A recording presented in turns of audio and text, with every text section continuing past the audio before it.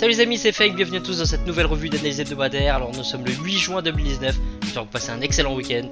Donc on va voir dans un premier temps ce qui s'est passé sur les marchés cette semaine, et dans un deuxième temps on va préparer les projections pour la semaine qui vient. Allez, c'est parti. Too many thoughts on my mind, I can't sleep at night, so I just keep writing. I don't need no help, I don't need opinions, so don't waste my time then.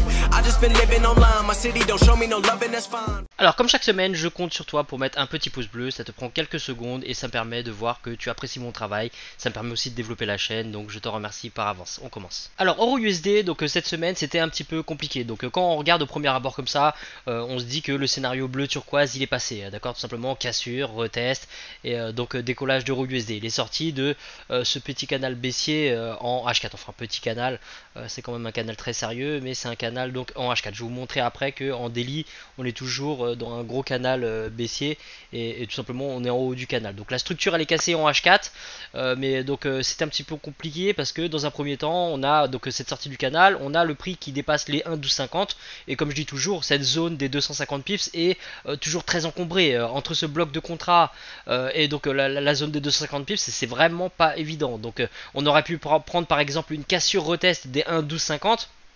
Alors c'est vrai que la cassure elle est pas très franche, hein. Quand le prix il est là, le but c'est de ne pas prendre une cassure retest ici alors que la cassure on l'a pas réellement eu. Tout ce qu'on a eu c'est un rejet, d'accord. Si on regarde de plus près, on aurait préféré voir une chandelle fermée plus haut, revenir, avoir un marteau comme ça et à ce moment là on rentre dans une cassure retest. Donc déjà à la base la cassure retest est pas très propre, ok. Et puis, mais si on rentre vraiment là dedans, qu'est-ce qui se passe? Et bah ça on risque de ne pas l'assumer.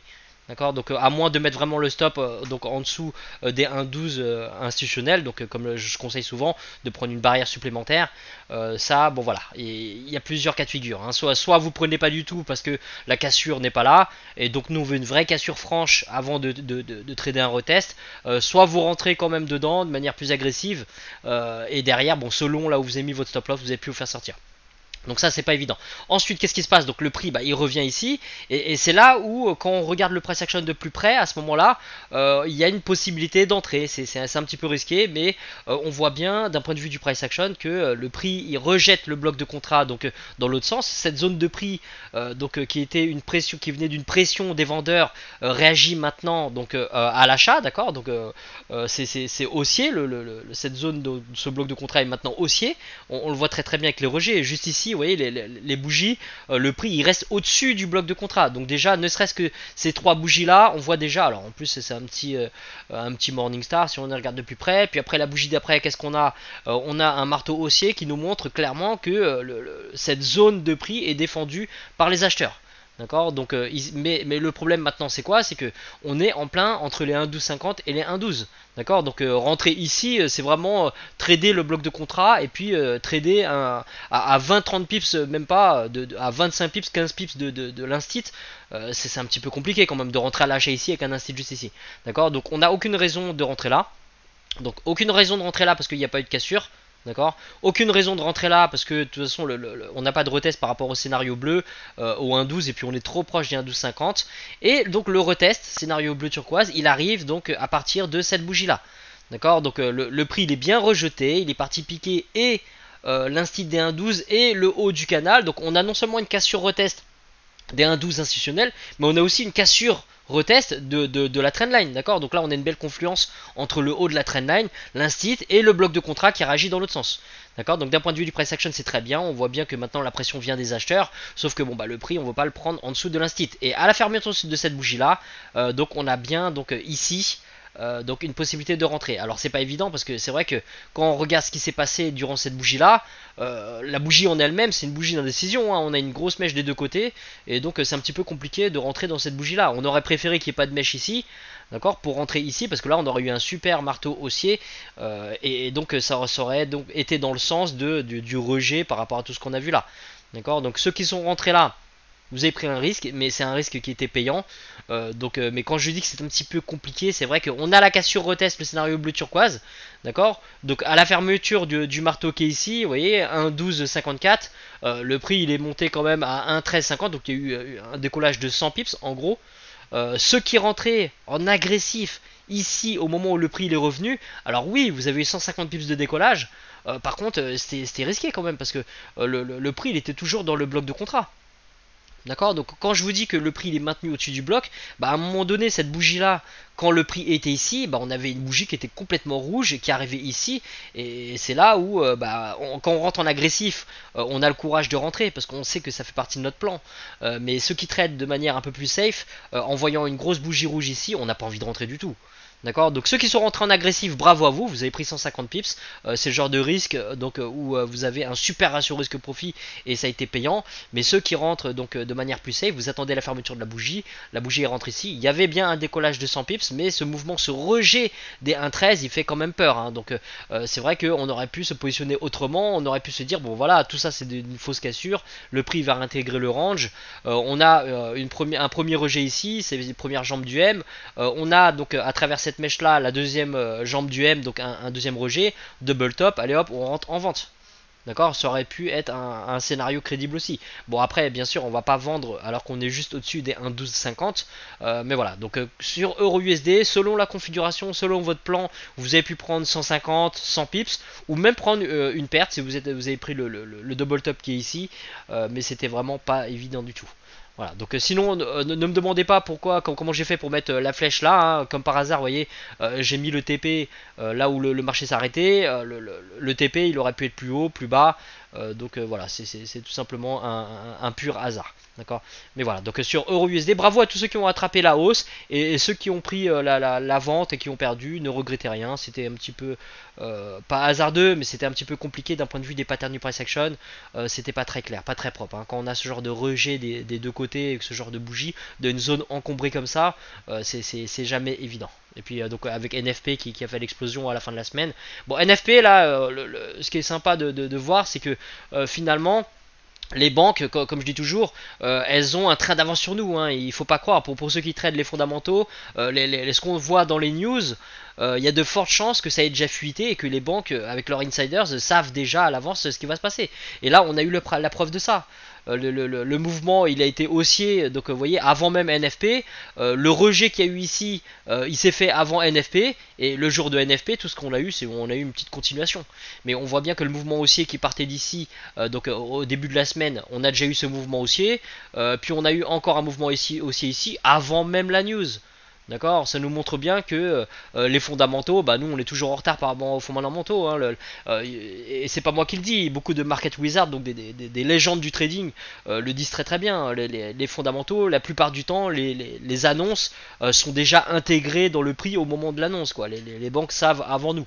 Okay, donc là on en a la preuve, on voit très très bien que les banques en début de semaine avaient déjà une idée de ce qui allait se passer à NFP, d'accord. Et puis après quand le prix est revenu ici, ceux qui ont qui avaient ces informations là, qui étaient acheteurs, ont défendu leur position ici, et puis voilà, hein, le NFP n'a fait que confirmer ce qu'ils savaient déjà, quoi.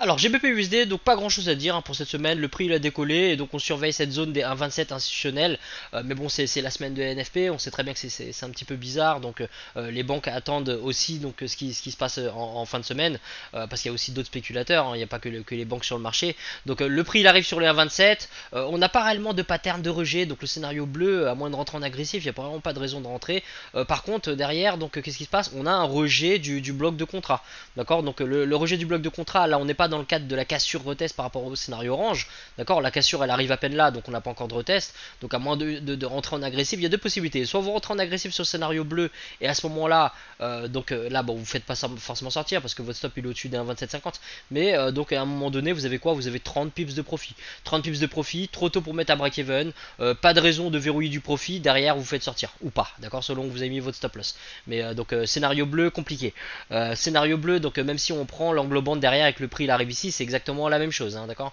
Donc sinon, qu'est-ce qu'on a? On a le scénario orange. Le scénario orange, si on rentre en agressif, et bah là c'est très risqué, hein. On a le bloc de contrat, on a l'instit qui est ici. Donc si vous rentrez sur le scénario orange, donc on va dire sur cassure, sur le retest, on rentre en agressif. Donc vous faites pas trop sortir parce que, enfin il n'y a pas de chance de vous faire sortir parce que vous avez placé votre stop au moins en dessous des 26,50. D'accord, donc selon là où vous avez mis votre stop bien sûr, mais si vous avez mis derrière plusieurs barrières techniques et que vous êtes rentré en agressif ici, bah, votre stop il est en dessous du 26,50 ici, Voilà, donc il n'y a pas vraiment de raison de se faire sortir. Et donc à ce moment-là, vous rentrez en agressif sur les 27, et à la fin de la semaine, bon bah sur la fin de la semaine, vous aviez une cinquantaine de pips de profit, rien d'extraordinaire non plus. D'accord, mais vous voyez, donc le GPP-USD, du moment où il a décollé, il est resté dans ce petit range, donc entre les 1,27 et les 1,2750. Donc voilà, si vous êtes à l'achat, vous êtes toujours impliqué dedans, vous êtes en positif, mais bon, il y a pas mal de résistance au-dessus, donc on va voir ce que ça donne. Et donc si vous êtes rentré en vente directement sur les 1,27, et bah il y a de fortes chances que vous soyez fait sortir ici. Mais bon, il y a rien à regretter quoi. C'est une zone clé et vous avez des patterns, donc ou bien vous êtes rentré en agressif et vous connaissez le prix à payer par rapport à ça. Alors UJ pour cette semaine, alors le prix il est vraiment resté dans un range, il n'a pas bougé, donc moi j'attendais toujours, c'est le seul trade vraiment que je tiens et que j'attends donc pour un retour à l'équilibre. Alors attendez, je vais vous mettre la moyenne. Voilà, donc vous voyez, retour à l'équilibre à partir des 108. Donc c'était pas mal au début. Bon, UJ nous a teasé un peu, le prix il est arrivé jusqu'à 108,60 pour revenir finalement et toujours être maintenu au-dessus des 108. Donc le setup est toujours valable, d'accord. Le setup est toujours valable. Le seul truc c'est quoi? C'est qu'on avait un peu de profit à un moment donné. Alors si vous êtes rentré en agressif sur les 108 et que vous avez vu le prix arriver sur les 108,62, c'est possible que vous soyez fait sortir à break-even parce que vous avez protégé votre position. Et à ce moment-là, le marteau qu'il y a derrière, là, bah, il y a une possibilité de re-rentrer. On voit bien que le setup est toujours valable. Donc voilà, ceux qui sont fait sortir à break-even, j'espère juste pour vous que vous avez verrouillé une portion de votre trade. Sinon, le stop loss il est en dessous des 107,50 pour laisser un peu le marché respirer. Donc vous avez toujours un ratio qui est intéressant, hein, parce que si on regarde 50 pips d'ici à ici, derrière le retour à l'équilibre, alors il va peut-être pas arriver jusqu'au bloc de contrat, mais si on arrive déjà ne serait-ce que jusqu'au 109, on a une centaine de pips de potentiel, et donc on peut rajouter 20, 30, 40, 50 pips facilement jusqu'au bloc de contrat, 60 pips là, donc pour jouer le retour à l'équilibre. Donc le ratio il est toujours bon.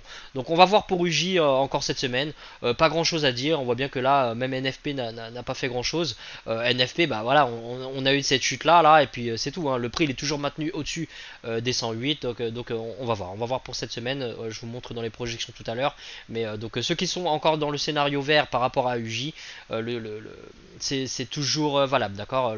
On a donc ce rejet par rapport au 108, le prix il est maintenu au-dessus des 108, il y a eu 60 pips de profit à un moment donné, et donc on est de retour un petit peu à la case départ, mais toujours valable parce que le prix ferme toujours au-dessus des 108, donc scénario vert toujours en cours. Alors AUD-USD, donc on voit bien que le retour à l'équilibre dont on parlait depuis cette zone là, bah, ça y est, hein, il a payé pour ceux qui l'ont tenu, donc bravo à vous. Mais sinon, donc pour ceux qui n'étaient pas impliqués, le prix il est arrivé, il a rebondi sur les 0,70 instit, et donc ceux qui ont vendu sur le 0,70, donc le setup rouge, et bah à un moment donné vous aviez combien? Vous aviez 40 pips de profit, d'accord. Donc rien d'extraordinaire, pas de quoi mettre à break-even ou verrouiller du profit. Bah si vous avez mis à break-even parce que vous avez voulu être prudent, bah le prix il vous a sorti tout simplement à break-even, mais sans dégâts. Et donc sur la fin de la semaine, qu'est-ce qui se passe? Et bah tout simplement, on a un rejet des 0,70, on a le marteau qui est là, on a l'englobante qui est là, donc on va voir pour cette semaine. Mais sinon AUD USD, bon bah voilà, 40 pips de profit. Et c'est possible que si vous n'avez pas mis à break-even, bah, votre stop loss il est forcément au-dessus, vous êtes toujours impliqué, et on va voir pour cette semaine ce que ça donne. Alors NZD USD c'était presque parfait. En fait ça dépend des courtiers, d'accord. Selon les brokers, vous avez eu votre setup ou pas. Vous êtes nombreux à m'avoir dit que oui ça avait touché, et d'autres vous m'avez dit que ça n'avait pas touché. Donc voilà, selon votre broker, vous avez pu attraper ou pas ce setup. Donc NZD USD, cassure retest, donc tout simplement des 0,66, le scénario violet. Donc cassure retest. Alors vous voyez la cassure au début, on n'a pas vraiment de cassure, hein. Le prix reste au niveau de la zone. On n'a pas envie de considérer ça comme une cassure. C'est pas parce que la chandelle elle est arrivée jusque là qu'on va considérer ça comme une cassure, d'accord. La cassure elle arrive vraiment à ce moment là, et c'est vrai que la pattern elle est déjà belle, hein. On a un beau marteau haussier, mais pour moi le retest c'est au moment où le prix donc il arrive sur cette bougie là et qui vient toucher ici, d'accord. Donc moi je considère pas cette bougie là comme un retest, parce que pour moi il n'y a pas eu de cassure avant, mais le retest il vient uniquement ici, et vous voyez selon les courtiers, et bah à 1 pips près ça a touché ou pas. Donc quand ça a touché, bah vous avez pu rentrer en agressif et attraper, donc être à 80 pips de profit donc à la fermeture des marchés. Et sinon si vous êtes rentré de manière plus safe, vous avez attendu par exemple la fermeture de cette bougie ou la fermeture de cette englobante, d'accord, donc à 66,26, et donc à ce moment là vous aviez à peu près une cinquantaine, 55-60 pips de profit à un moment donné. Voilà, donc NZD USD selon le broker que vous avez, bah, vous avez pu attraper le scénario violet, donc c'était pas mal. On avait quand même une cassure retest, et il fallait être vif, fallait être là pour regarder le marché, mais bon en H4 vous avez largement le temps, à moins que ce soit tombé en pleine nuit pendant que vous dormiez, mais sinon vous avez le temps toutes les 4 heures de checker vos bougies et donc d'attraper à la hausse NZD/USD. Il fallait quand même être patient, hein, sur la fin de la semaine ça poussait. Bon, vous étiez très vite en profit aussi ici, mais derrière il y a un beau retracement. C'est là où vous voyez, il faut pas tomber dans le micromanagement. C'est si on tombe dans l'overtrading et qu'on regarde trop ces graphiques, et bah à un moment donné on rentre ici, on est en profit, on voit ce retracement, on voit que le trade il revient ici, ça risque de nous faire peur. On se dit ah bah non, bah là j'avais du profit, le profit s'est évaporé, maintenant ça va se retourner contre moi, donc autant que je coupe ma position et que je prenne les quelques pips que j'en profite, donc je suis encore en profit avant de prendre ma perte. Et finalement qu'est-ce qui se passe? Le prix il redécolle derrière et là vous êtes dégoûté parce que tout ce que vous aviez à faire c'est de ne pas y toucher. Donc voilà, vous voyez, c'est pour ça qu'il ne faut pas rentrer dans l'overtrading, dans le micromanagement, à trop regarder son graphique. Il faut faire confiance à son setup. Le bon raisonnement c'est de se dire bon bah le prix il a beau être revenu ici, c'est un retracement, le scénario violet, tant que le prix il ferme pas en dessous des 0,66, il n'y a aucune raison de couper. D'accord, donc ayez confiance en vos setups, et même si vous voyez des gros retracements, même si vous voyez que vous avez eu du profit à un moment donné et que le trade il revient quasiment à zéro, et bah laissez faire le marché. D'accord, parfois vous avez des setups où le prix il va revenir 15 fois. Il va revenir 15 fois piquer votre break-even, il va revenir 15 fois piquer la zone clé que vous tradez avant d'aller dans le bon sens, ou avant d'invalider votre trade. Mais il faut être patient, d'accord? Il faut être patient, faire confiance à votre setup, et à moins d'avoir des indices du price action, par exemple cassure retest en dessous des 0,66, cassure retest, bah, tant qu'on n'a pas de cassure retest en dessous des 0,66, techniquement on n'a pas de raison de sortir de notre trade. Donc voilà, NZD/USD, selon le courtier, bah, vous avez pu avoir attrapé donc 80 pips, pas de quoi non plus clôturer complètement votre position, hein. On soigne notre assurance risque profit, mais de quoi être largement à l'aise et à break-even donc à la fin de la semaine. Alors, USD CAD, il y avait du bon, même du très bon, et il y avait du mauvais. Et donc, on commence la semaine, elle est ici. Le prix, il réintègre ce range, d'accord, donc cette consolidation. Et donc, comme je vous disais, bon bah, plus le range il dure, plus il risque de casser. Mais souvenez-vous, je vous disais aussi que on est quand même donc sur des patterns en daily. Vous vous souvenez qui donnaient pas du tout envie d'acheter, hein. On avait des gros rejets en daily, et c'est pas parce qu'on a une cassure retest donc en H4 par rapport au 1.35 qu'on a forcément envie d'acheter tant qu'on est dans cette zone-là, parce que il y a des très très forts rejets en daily, donc sur le time frame supérieur, et on n'a pas forcément envie d'acheter dans ces conditions là. Donc tous ceux qui ont attrapé donc leur intégration dans le range, là vous vous êtes vraiment régalé, hein, parce que là ça veut dire quoi? Ça veut dire que tout simplement c'était des fausses cassures qui sont partis chercher des liquidités, d'accord. Là il fallait absolument des acheteurs pour pouvoir vendre, ils ont incité les gens à acheter, ils sont partis taper donc les buy stop etc pour réintégrer, pour faire chuter le prix. Donc tous ceux qui ont attrapé la réintégration du range, par exemple sur ce marteau là, l'angle bande qui est ici, entre les 1.35 et donc la fermeture du marché à la fin de la semaine, il y a eu carrément donc 250 pips sur USD4, d'accord, 250 pips de chute. Alors techniquement, si vous attendiez une vraie cassure retest et que vous n'avez pas tradé cette réintégration du range, parce que c'est vrai que c'est un autre setup, hein, là c'est un setup de fausse cassure, d'accord. Quand on a un range avec une fausse cassure d'un côté, une réintégration du range, bah, la probabilité c'est que le prix va aller dans l'autre sens parce que cette fausse cassure était une recherche de liquidité. Maintenant, d'un point de vue cassure retest, là il n'y a pas réellement de cassure, hein, comme je dis toujours, il faut être objectif. Le prix il est toujours dans cette zone là, et ce marteau là c'est pas terrible quoi, on n'a toujours pas de cassure, on a un bel indice donc de réintégration du range. Bon, c'est vrai qu'on a quand même une cassure retest de cette structure là, cette petite trendline, donc on a rejet en dessous, mais ça reste encore un petit peu fragile, d'accord. Donc le vrai setup c'était quoi? C'était un setup de réintégration du range et de trade après un faux mouvement, après une manipulation. Ok, donc 250 pips pour ceux qui ont attrapé cette chute sur USD4. Sinon le prix quand il est arrivé sur ce bloc de contrat, c'est vrai que là il était possible de prendre à l'achat, mais pas forcément en dessous du bloc. D'accord, comme je vous disais, donc dans les semaines d'avant, on avait un rejet du bloc, on n'allait certainement pas acheter là, mais à la fermeture de cette bougie là, englobante, Morningstar, etc. Là, on est au-dessus des 1.34 institutionnels, donc rentrer là, c'était possible. Donc on va pas rentrer ici, d'accord, donc on va pas rentrer sur le bloc. Et on va rentrer à la fermeture de la bougie au-dessus des 1.34. Donc à ce moment-là, on pouvait rentrer et derrière se prendre une perte tout simplement. Et c'est pas méchant. D'accord, c'est pas méchant, sauf qu'il faut toujours regarder le contexte global du marché. Quand je dis qu'il faut regarder ce qui se passe sur le marché d'un point de vue global, c'est tout simplement que le range il dure depuis un moment. Qu'est-ce que je disais? Je disais que le range, bah, plus il dure, plus il a de chance de casser.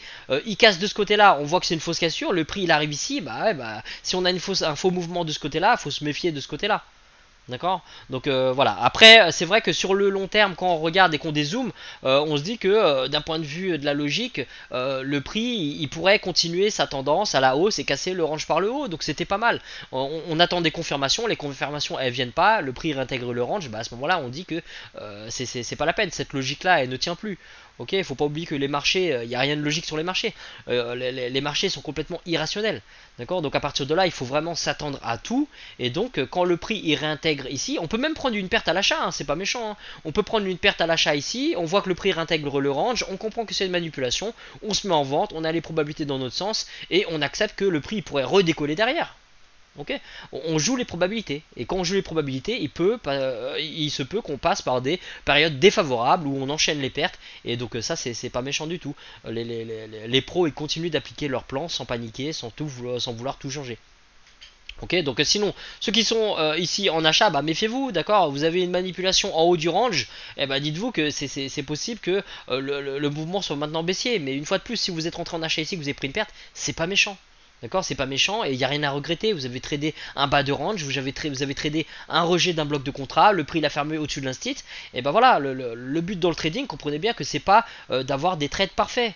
Ok, on peut pas avoir des trades parfaits, on joue les probabilités et quand on joue les probabilités sur le court terme, on peut avoir des mauvaises séries. C'est pas méchant, d'accord. Au même titre que vous avez des mauvaises séries, vous aurez aussi des bonnes séries. D'accord, donc voilà. Bravo à tous ceux qui ont attrapé la vente sur USDK depuis là-haut, donc il y avait 250 pips. Ceux qui ont attrapé l'achat ici, par rapport au rejet du bloc de contrat et la réintégration du 1.34, rien à regretter, c'est pas méchant, continuez d'appliquer votre plan. Et après, par contre, vendre, vous voyez, quand le prix réintègre ici, on n'a pas de retest derrière, il y a un bloc de contrat qui a fait rebondir le prix ici, on n'a pas envie de rentrer là-dedans. Invalidation du bloc de contrat, cassure, retest, invalidation, on attend la fermeture de l'englobante, bah, le prix il est déjà ici, c'est fini. Hein. Ok, donc voilà, USD4 vraiment, le setup c'était réintégration du range ici après cette fausse cassure là. Et sinon, on pouvait se prendre un revers si on attrapait le rejet du bloc de contrat et la réintégration des 1.34. Alors USD-SHF, lui c'était possible de l'attraper par contre parce que bon, on était toujours dans cette tendance, vous voyez, cette cassure de structure baissière, donc on a vraiment ce nouveau canal baissier. Alors certes on est en bas du canal, donc c'est pour ça que vous voyez qu'on a quand même des réactions, hein. On a des spéculateurs qui viennent, qui traitent ce genre de situation, de bas de canal. Tout le monde a pu la passer cette trendline, d'accord. Dites-vous bien que tout le monde a placé cette trendline là et tout le monde a vu que le prix est arrivé ici en bas du canal, d'accord. Et c'est là où on voit justement le risque de trader d'un point de vue du price action. Donc à l'inverse de la tendance.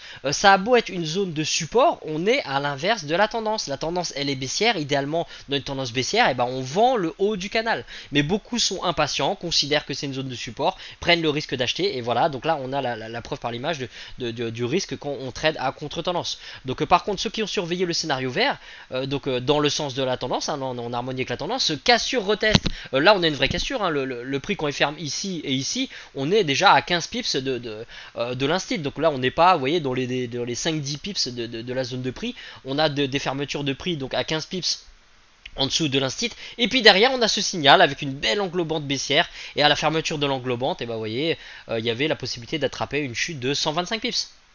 Donc ceux qui ont tradé de manière agressive et qui mettent des ordres différés sur les 1, donc dans le sens de la tendance, vous aviez 150 pips de chute, scénario vert, 150 pips en agressif ou 125 pips à peu près, pour ceux qui ont attrapé à la fermeture de l'englobante. Et donc il n'y avait pas besoin d'attendre la fin de la semaine, hein. Vous voyez, le prix il est arrivé déjà ici très très rapidement, hein. Donc voilà, il y avait en gros donc 150 pips de manière agressive et 125 pips pour ceux qui ont attendu la fermeture de l'englobante. Et là on a une belle leçon par rapport au respect de la tendance.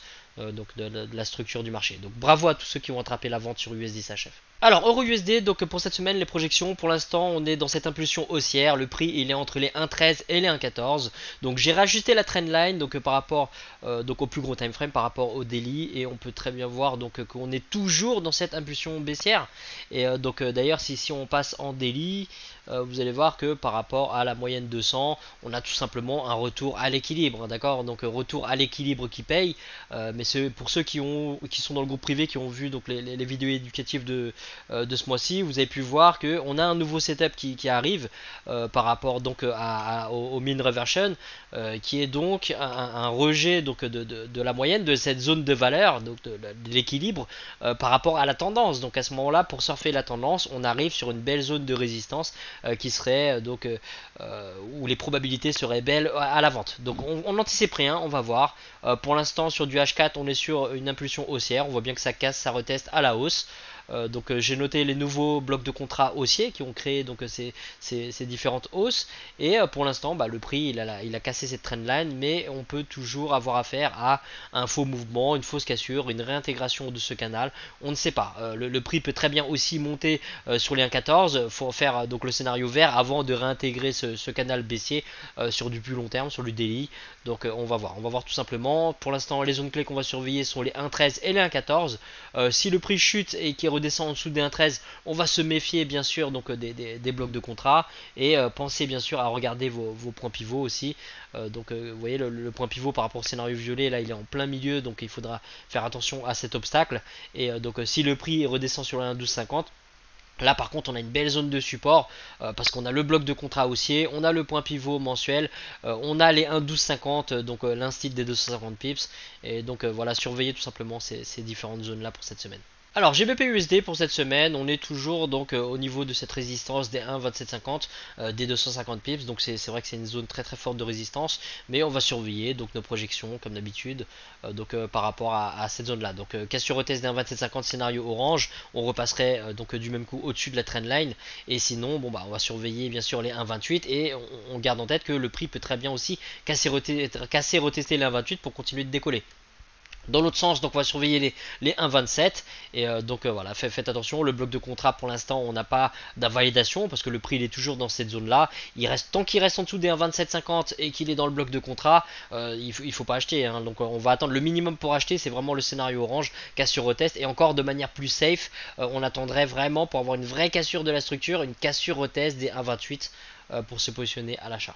Alors UJ, toujours ce scénario de retour à l'équilibre en cours, rejet des 108, on va voir si le prix va revenir à la zone d'équilibre, à notre moyenne mobile exponentielle 200.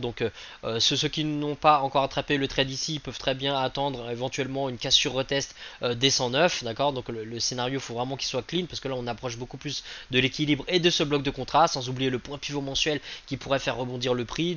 Voilà, on va faire attention par rapport au scénario violet, c'est quand même dangereux, mais sinon on surveille bien sûr les 108, hein. On garde en tête que tout peut arriver, le prix il peut très bien continuer cette tendance baissière et casser, retester les 108, donc scénario rouge à la vente, par rapport à cet institutionnel là. Surveillez bien et faites attention, parce que c'est vrai qu'un scénario de cassure retest à la vente des 108, on arrive dans une zone encombrée des 250 pips avec le point pivot mensuel. Alors à UDUSD, oui, on a cette cassure de structure, d'accord. Les précédents hauts qui sont là sont cassés, retestés, d'ailleurs on le voit bien ici, hein. On a la cassure, on a le retest, on a l'englobante, oui, on a les points pivots mensuels. Alors je vais enlever les points pivots des mois précédents, parce que là ils nous servent à rien, voilà.